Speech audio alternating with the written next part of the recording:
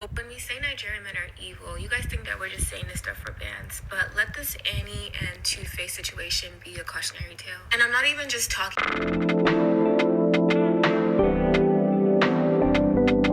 about him filing for divorce, because yes, that is evil. She was literally the perfect Nigerian wife by the men's standards. Really gaslit herself into believing what he was telling her about all the kids that he was having on her. They don't exist. Girl, what? She defended him and their marriage to her detriment. That is the entire reason that none of her castmates on Young, Famous, and African respect her. He disempowered her so much in their marriage that her peers don't even respect her. Not to mention that the grooming, we all know the grooming. He groomed her from when she was 15 years old. And now that he has completely sucked her dry of all her worth, in the most embarrassing moment of her life, he has chosen to publicly announce that they're getting divorced. The evil that I'm referencing doesn't even stop there. I'm talking more of Nigerians' men's reactions to Annie in the midst of this divorce. Because like I just said, she was the perfect wife by their standards. They hate feminists, they hate strong, independent women. They love it when they have a nice, submissive, docile woman who's willing to believe everything that they say, look the other way, and be walked all over by them and their friends. And Annie did exactly that for Two-Face their entire marriage. Let this be your cautionary tale. There is no virtue in suffering for the love of a Nigerian man. It's never worth it. And not only are Nigerian men abusing Annie, they're also abusing her friends who are helping her. If you have people like Toke Makinwa and Tiwa Savage as your chief advisors on marriage, there is no way your marriage will survive. I hope Two-Face is mentally okay during this difficult period. Shut the fuck up. These men are never making sense. If anybody was suffering mental health challenges in that marriage, it was Annie. The man who was serial cheating on her and having kids all over the world on her. The man who groomed her from when she was 15 years old. The man who was supplying her with the drugs that she's now in rehab for is who you're hoping is mentally okay. Are you guys sick in the head? It's not a joke. There's something deeply wrong with the culture because these men really hate women. Like, it's You die first because you're an evil person. The fuck? No, like seriously, you die first because you're evil. You lived your life so horrible, and now you are doing the most. No, you're the one who filed for a divorce. I'm sorry, guys. I'm sorry, but honestly, you filed for a divorce and now you're going through supposed divorce when your wife was literally everything by Nigerian standards, the wife, but yet you were never content. Okay, so be okay with yourself, be okay, and be content. Do you understand? Mm, what is this? Okay, it's a cream. So I'm just shocked. Oh, besides being shocked, I'm gonna share something else that I want to show you guys. Interestingly, I really don't have anything to add. Besides, what can I add about Nigerian men? I don't even date them. So I don't know. Those who do, please let me know in the comments. Um yeah, let me know. Let me know. Also, I wanted to add another story in combination with this one. But I wanted to start with this one first. Because it talks about Nigerian men and what they do. But this is in the setting of South Africa and what actually happened. And the lady is going to discuss everything because I don't also know everything. So let's watch it. Yeah? Shall we? Thank you so much. And I'll see you in my next video. Bye for now.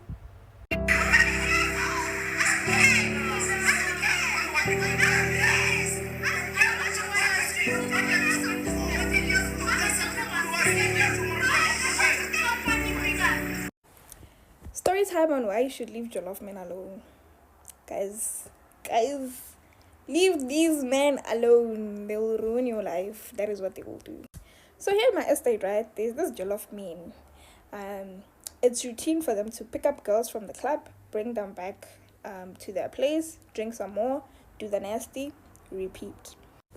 So last week, they brought back the wrong group of girls.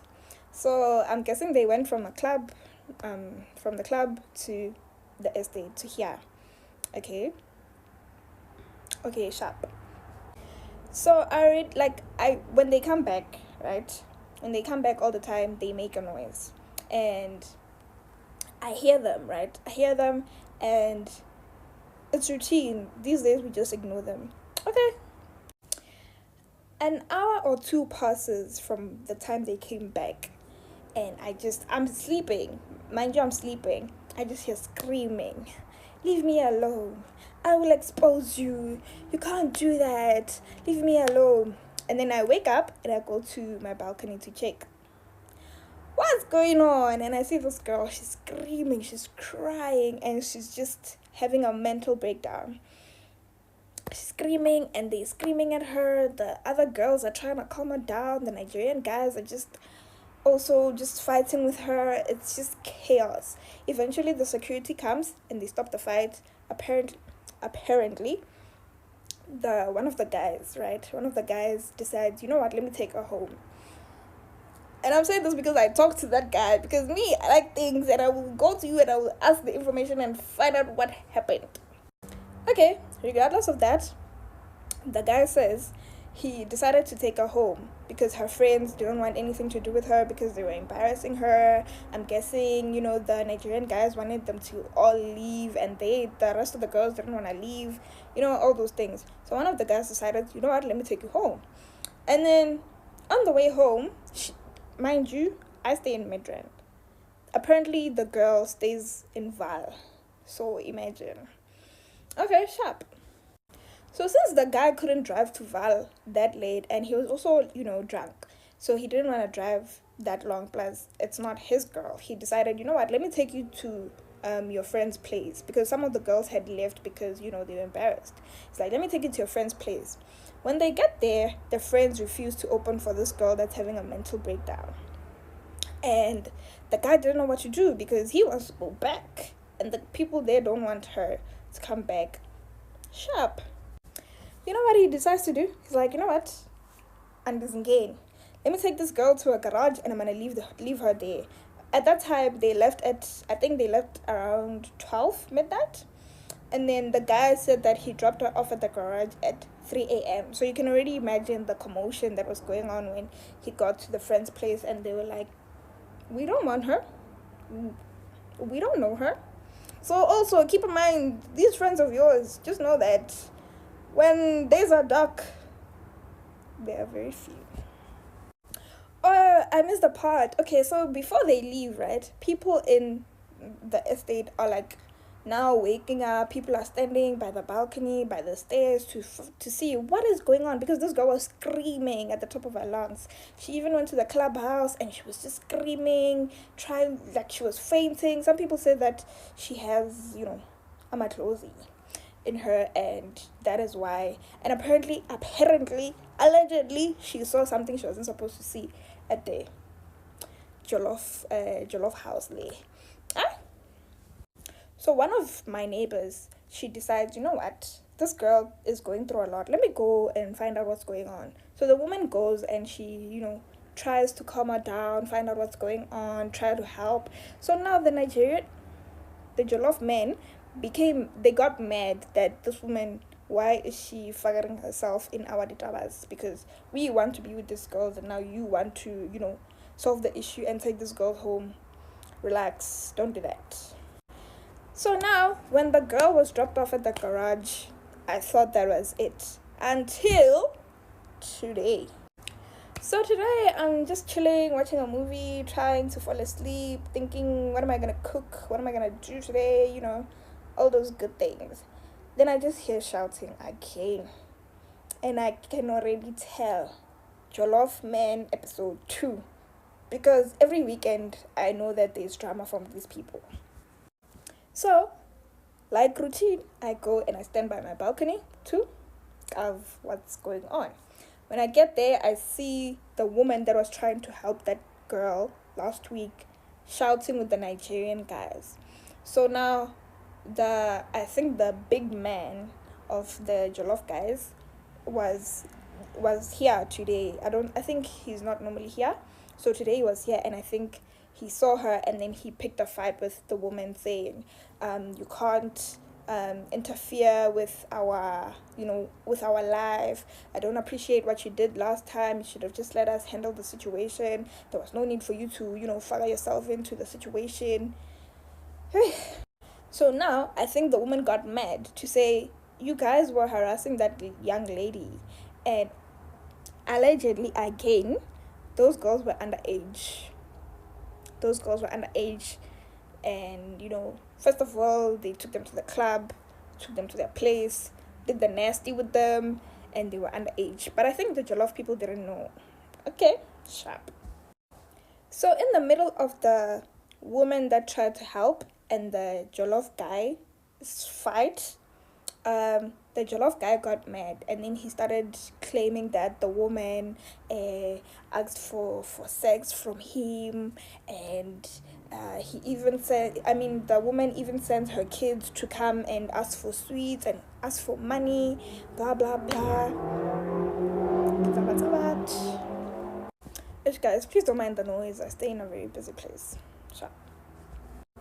So now, the woman gets mad that now he's saying that I tried to sleep with him and I send my kids to come and ask for money. So she gets mad and she calls the what? The po-po-ho. She calls the po-po. So when the police arrive, I was already looking for those kids to find out what was going on, what was happening. So when the police they arrive and I'm outside with those kids. So I stand there, and you know how Nigerian people, I don't know why, I don't know if it's a Nigerian thing or if it's just those guys, they like explaining themselves, right? So I'm standing there with the kids, and then the Jollof guy sees me with the kids, and then he starts to try and explain his side of the story. So I'm listening, and then the police arrive, and I'm like, shit, I wasn't done listening. And now this guy, he's going to get arrested without me, finding out the whole story. Luckily, I found a guy that took that girl home, and then he told me everything that happened. So now apparently the woman decided to call the cops on them because she was mad that now they're involving her marriage, because the woman is married. They're involving her marriage just because she tried to protect that young girl. And she calls the police. She tried to report them that they were with an underage girl the last time, blah, blah, blah. And, they tried to fix the whole situation. Luckily, no one got arrested, and I know for a fact that this is not resolved.